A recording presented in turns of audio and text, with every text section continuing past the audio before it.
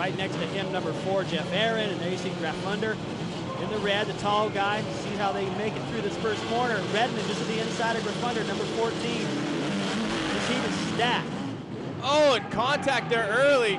The left turn, Brown was right there.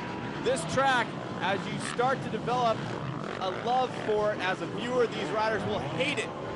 I promise you that. Mike Brown out in front right away on the KTM number 311. That's Jeff Aaron on the number 4, Kyle Redmond on the 14, and then the number 118 of Corey Graffunder. So look at the car obstacle. We're airing it out over cars, and then we haven't seen lumber as big as that since North Carolina. And then an elevated rock corner and a battle for the lead.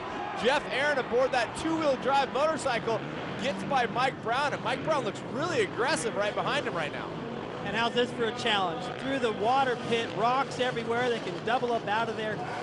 Looked like Aaron was going to control that hole shot, but he got a little bit hung up on the log, the big log you mentioned, coming out of the first corner. And Brown. Little Supercross style, little check up on the inside. Mike Brown takes the line.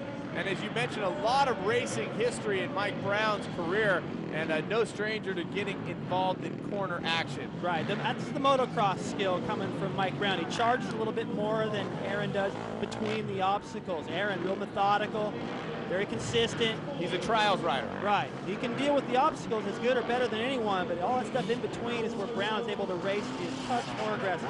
And you're nice. Very aggressive on the inside, doing a little foot plant action to try to get to the inside is Corey Graffunder, and we've really got to mention him. You know, he earned a factory ride with Husqvarna this year on Zip Tie Racing, or Ty Davis's race team. Having a little bit of problem there with the log in the middle of that uphill and downhill rock obstacle, but 2 times on the podium so far this year, and a little stall there from Aaron as he foot plants over the rock. Watch Mike Brown, he's using the outside. Last time Aaron came off to the side to block his line, but Mike Brown really aggressive on that log, and no contact this time in the corner, but definitely bar-to-bar racing. It is so fun and nerve-wracking to be side-by-side with somebody through these obstacles. I mean, you're dealing with the obstacle, which is hard enough, and then you're trying to race, and that is a delicate mix. To try to be aggressive, yet careful. And trying to catch your breath somewhere in between as well. So Jeff Aaron, we talked about him, 1 win on the Endurocross series.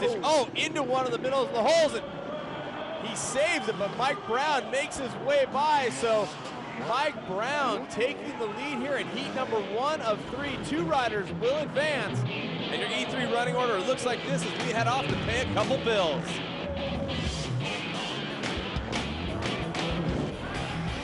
Welcome back to Endurocross. This is the final round here inside the Orleans Arena, and we are in heat number 1 of 3.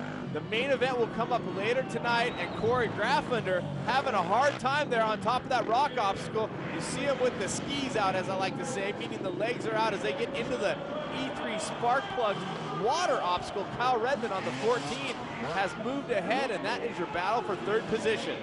Possibly the most difficult track ever. As you see Graffunder struggle a little bit again. I'll tell you, the guys that designed this deserve a little pat on the back. I mean, their latest creation here is a real challenge, and it's good for the riders, first of all, but the fans too. I mean, the people are really starting to follow this sport. Each time that I've seen this track, it's been completely different from the one before. They've done a really good job with this one. And Kyle Redmond has had a win in a heat race this year already, so he would like to move up to the transfer position right now, running in 3rd. And watch the big holes in the center of the tires where the rim should be, because if your motorcycle tire goes in there, you're going to be upended going over the bars. And hey, then you got to jump over this car, go over this 3-foot tall log, up a rock hill that's very tough, and you have to deal with a rider on your inside doing a foot plant.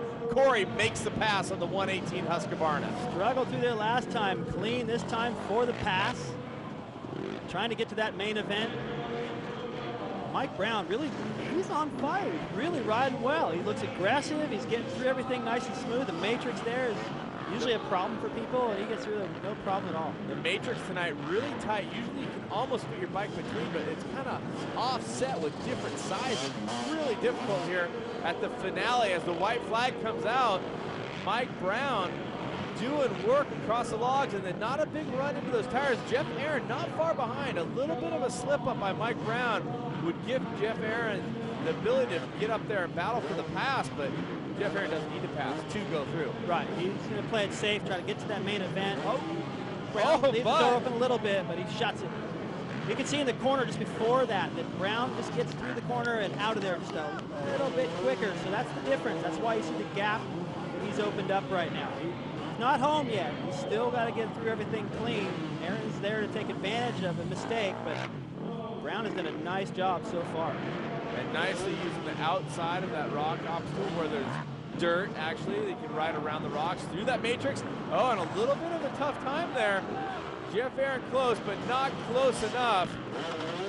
It's going to be Mike Brown over the Carolina Lumber and through this last section, over the tires. And here you go, the crowd's digging it. That ain't no sizzling, baby. Mike Brown just brought home the bacon. The green dots, that means it's payday to the main event. The red dots means, well, you're going to the